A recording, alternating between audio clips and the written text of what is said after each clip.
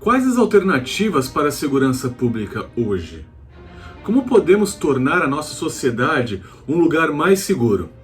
Liberar armas é a solução para o combate da violência ou só pioraria as coisas? Fica comigo que vamos debater tudo isso nesse vídeo. Então já curte, por favor, é muito importante pra gente, compartilha com seus amigos e se você gostar do conteúdo, se inscreve, por gentileza, porque isso ajuda demais o canal a crescer.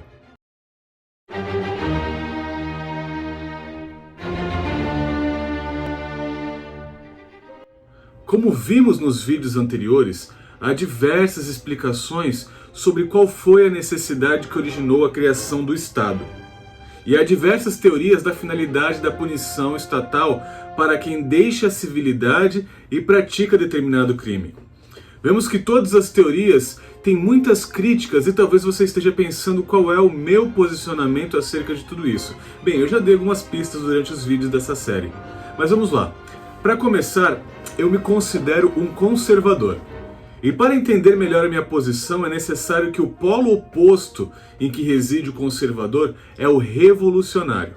Ainda pretendo fazer uma análise, uma definição e um estudo mais detalhado acerca do conservadorismo aqui nesse canal e de como ele é importante para o homem e para a sociedade.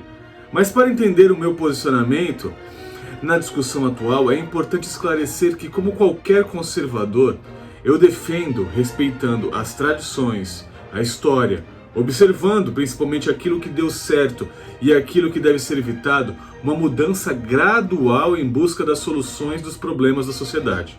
Afinal, toda mudança, ou toda ação, a física mesmo já diz isso, produz uma reação, ou seja, uma consequência. E o conservador raiz se preocupa em como tal medida pode trazer mais malefícios do que benefícios.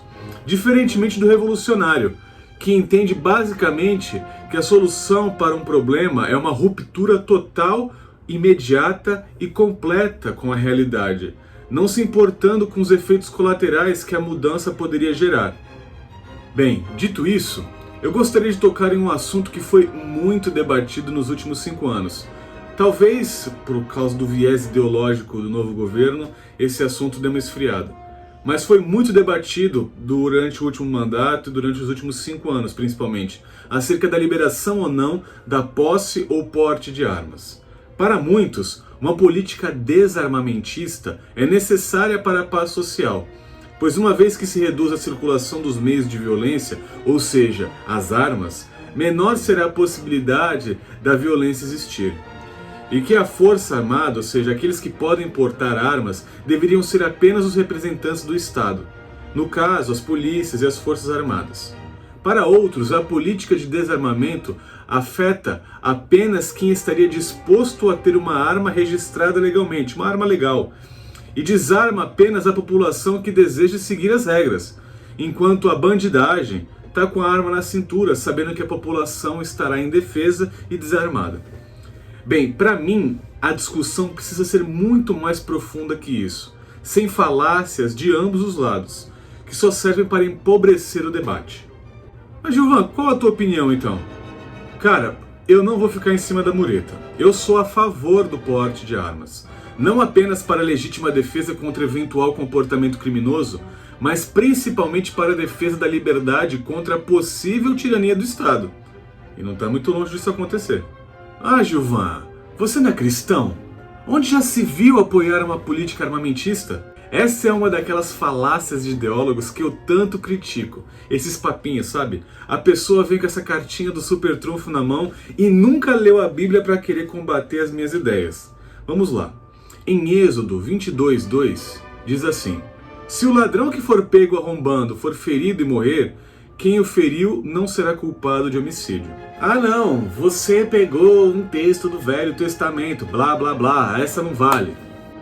Vamos lá. Em Lucas 22:36 diz assim: ele, Jesus, lhes disse: mas agora, se vocês têm bolsa, levem-na, e também o saco de viagem. E se não têm espada, vendam a sua capa e comprem uma. Jesus mandou comprar uma espada para quê? Para fatiar queijo? Não, foi para se protegerem. Tanto a legítima defesa é aceita biblicamente que Jesus posteriormente reprovou a atitude de Pedro de cortar a orelha do soldado, porque os discípulos não tinham sido atacados no momento da prisão de Jesus. Então, meus amigos, essa falácia já caiu por terra. Vamos para a próxima. Ah, Gilvan, que absurdo, cara. Vai virar bang bang, briga de trânsito vai virar faroeste, os machões inseguros vão ostentar armas. Bem, é aí que entra o meu conservadorismo. Vamos por partes. A maioria das pessoas de direita e que defendem uma política armamentista utilizam a comparação de números Brasil contra Estados Unidos para justificar a defesa da posse e do porte de armas. Então vamos procurar números mais palpáveis e qual a realidade que cerca cada povo.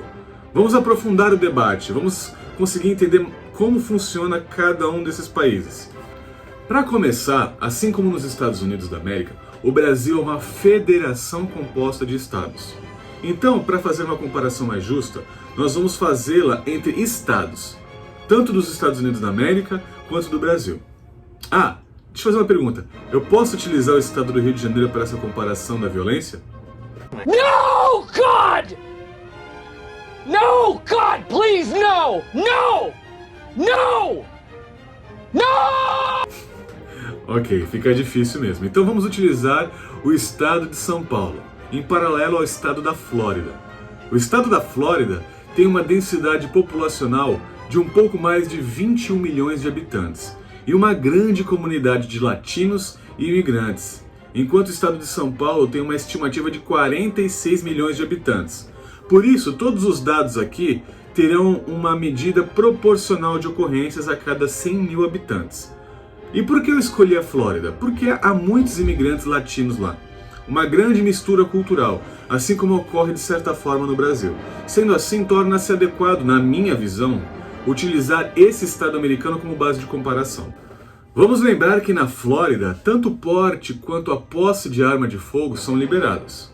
De acordo com a lei atual lá, os residentes da Flórida precisam tirar uma licença para portar uma arma de fogo e passar por um teste que comprove a sua capacidade de manuseá-la. Em 2017, o estado da Flórida teve aproximadamente 5,03 homicídios a cada 100 mil habitantes, enquanto São Paulo teve aproximadamente 10,29 no mesmo período. A diferença é a seguinte: proporcionalmente, morrem o dobro de pessoas no estado de São Paulo do que na Flórida. Olha outro número interessante. Enquanto na Flórida, nesse mesmo período, foram registradas 88,5 ocorrências de roubo a cada 100 mil habitantes, São Paulo, no mesmo período, teve o número de ocorrências que chegou a 341,9 a cada 100 mil habitantes. O número é 4 vezes maior proporcionalmente falando. Lembrando que a definição de roubo é a subtração de coisa alheia móvel com emprego de violência ou grave ameaça. Aí vai chegar o esquerdinha falando: então você acha que a simples liberação das armas é a solução para chegarmos aos mesmos números? Não, meu caro amiguinho, eu não acho. A cultura do americano é totalmente diferente da nossa com relação a armas. E qualquer conservador levaria isso em conta antes de cogitar autorizar plenamente o mesmo acesso. A segunda emenda à Constituição dos Estados Unidos protege o direito da população e dos policiais de garantir a legítima defesa, seja por meio de manter ou portar armas ou qualquer outro equipamento. Ou seja, desde a fundação do país deles, a cultura do armamento se faz presente no cotidiano daquelas pessoas. Aqui, não. Precisaria ser muito gradual e acompanhado de outra coisa que eu acho fundamental. Nos Estados Unidos, cada estado federado possui liberdade e autonomia para legislar, dentro da sua realidade, a matéria penal, ou seja, legislar, criar leis que punem os crimes. Então, a pena de homicídio varia de estado para estado. Por isso eu fiz questão de realizar um paralelo utilizando apenas um estado de lá. Enquanto aqui no Brasil, somente a União pode legislar sobre a matéria penal, unificando o direito nessa área em todo o território nacional. Na Flórida, como base de comparação, se você comete um homicídio com intenção ou premeditação ou em decorrência de outro crime utilizando uma arma de fogo, você cometeu um assassinato de primeiro grau. E se trata de um crime capital punível por prisão perpétua ou até mesmo pena de morte. Aqui no Brasil, a mesma conduta se enquadraria na tipificação de homicídio qualificado do artigo 121, parágrafo 2º, inciso 8º, com pena prevista de 12 a 30 anos. Se o réu for primário, o juiz, na hora de aplicar a dosimetria da pena, utilizará o mínimo legal, ou seja, 12 anos. Como se trata de um crime hediondo, com a alteração feita na legislação em 2019, ele cumpriria 50% da pena em regime fechado e teria então o direito de progressão para o regime semiaberto. Ou seja, esse criminoso ficaria aproximadamente 6 anos no regime fechado. Agora me responda, se você tivesse o interesse de cometer um crime, utilizando a sua arma registrada em seu nome para matar alguém sem ser em legítima defesa, você escolheria o estado de São Paulo ou a Flórida sabendo de tudo isso? Logo, não podemos afirmar que a liberação das armas, sem causar o medo necessário e responsabilizar o indivíduo em caso de uso criminoso delas, seria eficaz em nossa sociedade da mesma forma que lá fora. Então deduzimos que o endurecimento das leis penais é uma condição básica para cogitar o uso das armas. Quanto à finalidade da pena, como discutimos nesse vídeo aqui em cima, eu acho que ela vai além da retribuição pelo mal causado do criminoso. Acho, assim como outros, que a aplicação severa das penas passa um recado poderosíssimo para aqueles que têm inclinação ao delito.